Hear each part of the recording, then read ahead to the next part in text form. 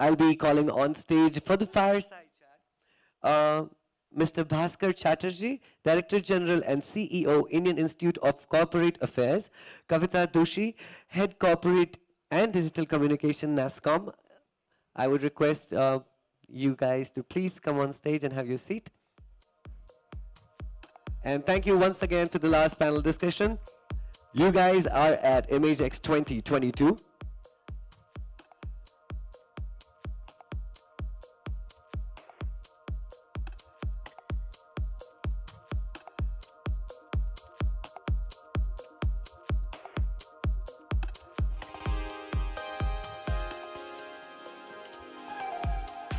Bhaskar sir, it's an honor to have you. And Kavita ma'am, welcome. So the topic is purpose-led communication, and that's what we are going to talk about. Off you go.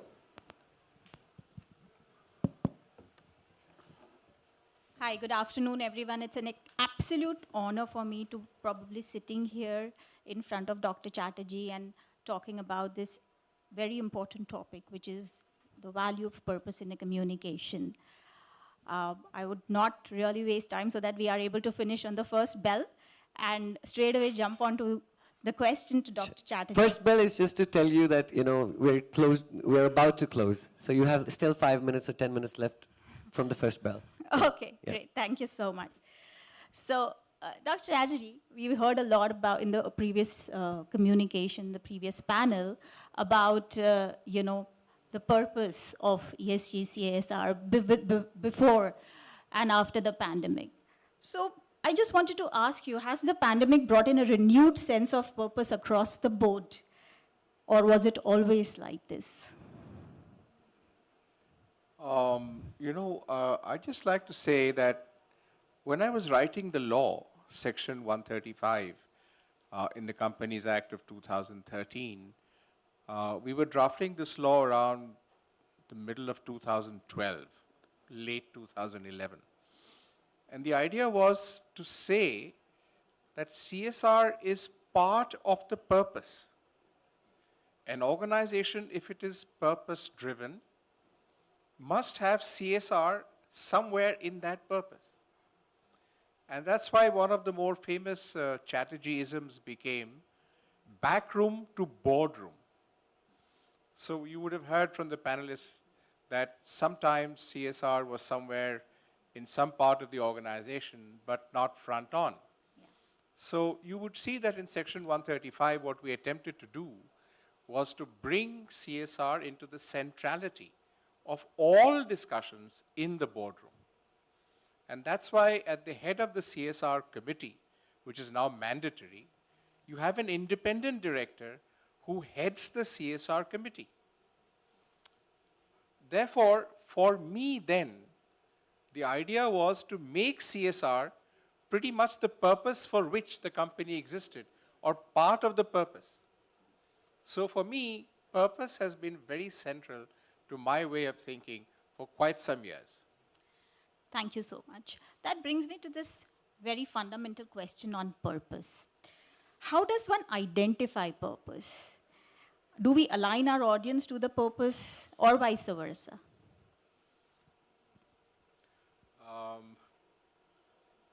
This is a good question. How do you identify your purpose?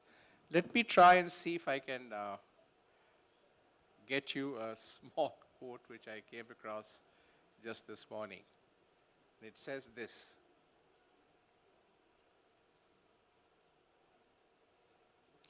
if you can't figure out your purpose, figure out your passion. For your passion will lead you right into your purpose. I love these words because anyone who sits in a boardroom, as I do in many boards, anyone who is the CXO, or if it's a promoter-driven organization, the promoter, needs to find what drives him or her from the inside. And the purpose would come from that introspection of deep diving into yourself. and saying, my company, our company was created because more than the profits, we want to do this. And then that becomes the purpose. And how do we align our audiences to that, Dr. Chatterjee? Align your? Audiences. Let me use the term stakeholders there instead of audiences. And let's say that at the time when you are setting that purpose for yourself, who have you in mind? Not just the board, not just the employees in your organization, but the whole range of stakeholders from end to end. And that could be your supply chain, it could be your customers, it could be your investors, it could be anyone who's interested in your company.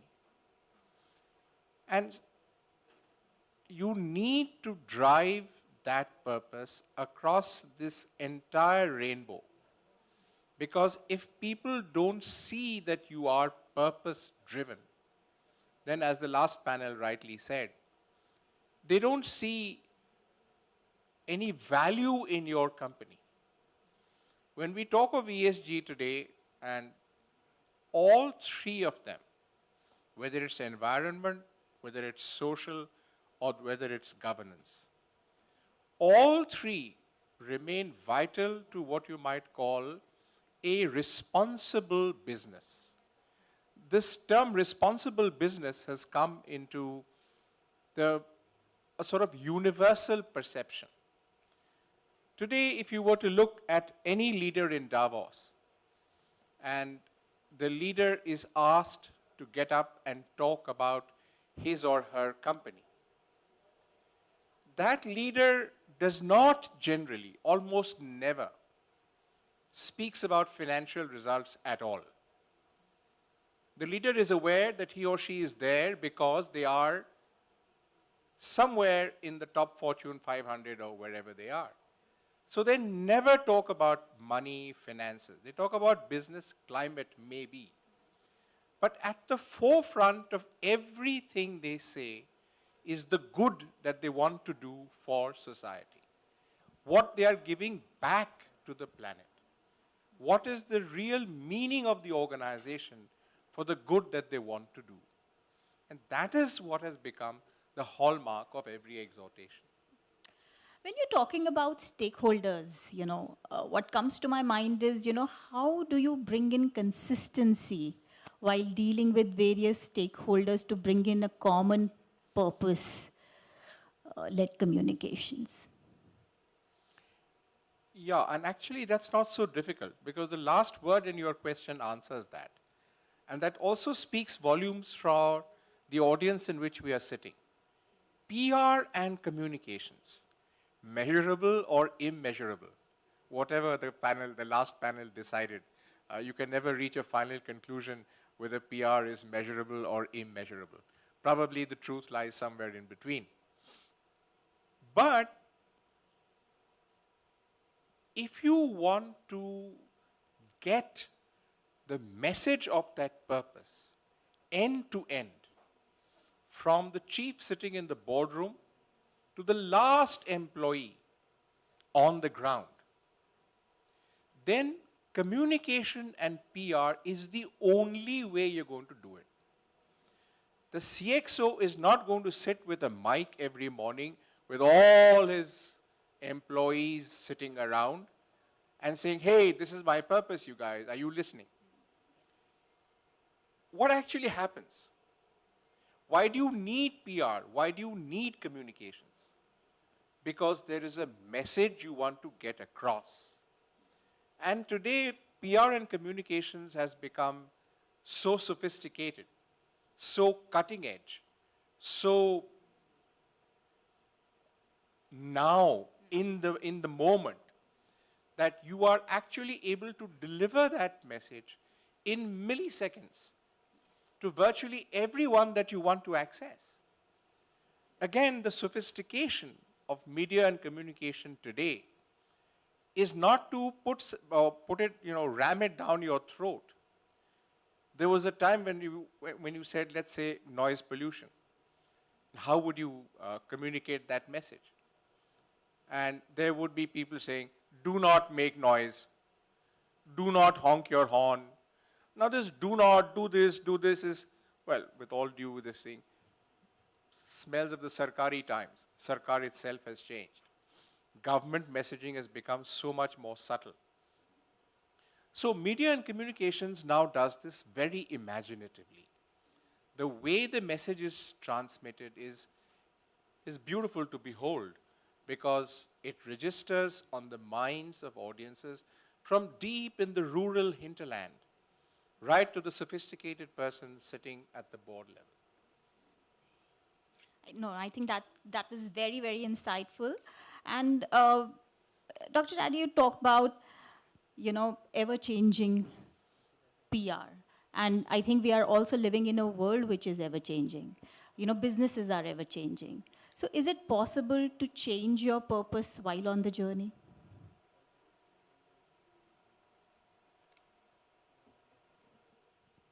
Terrific question. And let me try to answer this not by some sort of a monologue, but let me give you a real life example.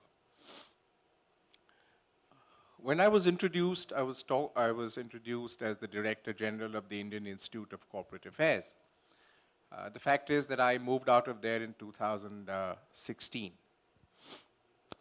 Currently, I am the CEO of the Anil Agarwal Foundation, which is the part of the Vedanta Group.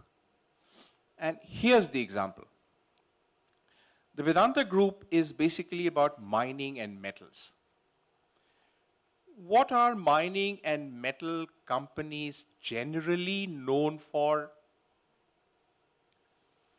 Generically, they're known for doing immense harm to the environment, for the emission of greenhouse gases uncontrolled, for polluting streams, waters, rivers, everything around them. The kind of damage that mineral and metal companies do is legendary. And of course, the scenario there too is changing because of the compulsions of the way that we now demand that they do. So the logo of Vedanta, till about 6 or 8 months ago, was simply this: changing the elements. And this was because natural resources was what this company was dealing with, metals and mining. This was therefore the purpose of that company, said in 2 or 3 words. And then the leadership realized that how long can you go on with this purpose? The world around us is changing. Expectations are changing. Questions that come to our leadership at national and international fora are far more hard-hitting. People want answers that make sense. Don't give us gyan or gas. Just tell us what you're doing. And so the thinking began, how are we going to change our purpose? Intrinsically, maybe the purpose will not change. But at least how do we couch it differently to make it more contemporary? And then this whole team, and Ritu was part of that, was what do we come up with now? The logo now is transforming for good.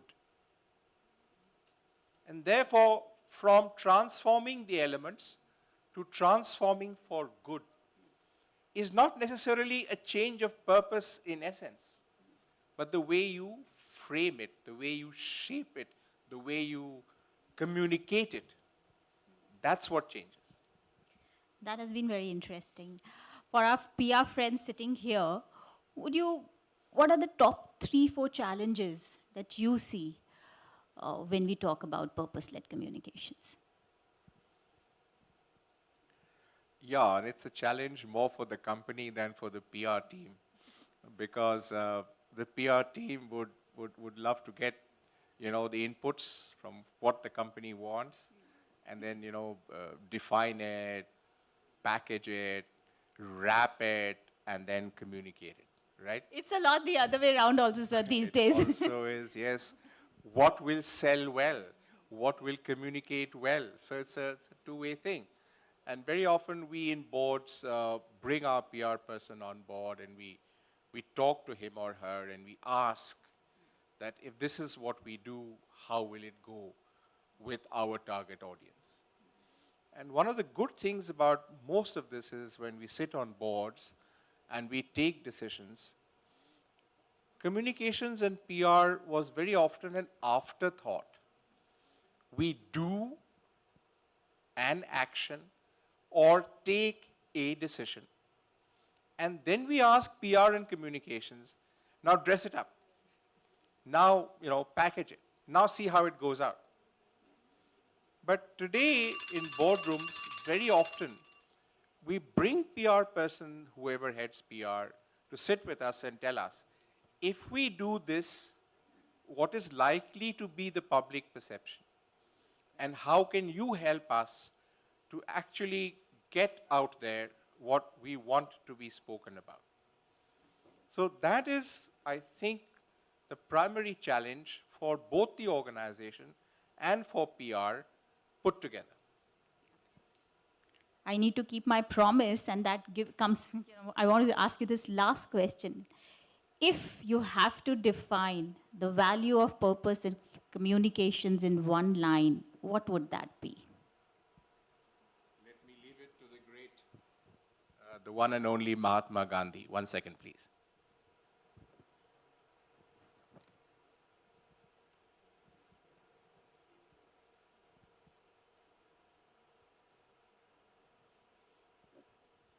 This is what he said some years before independence.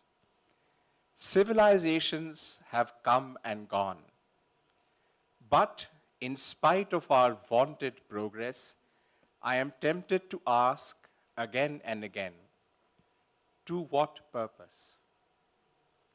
That is what Gandhi asked, and I think in many ways we're trying to answer. So I'll wrap it up in this way.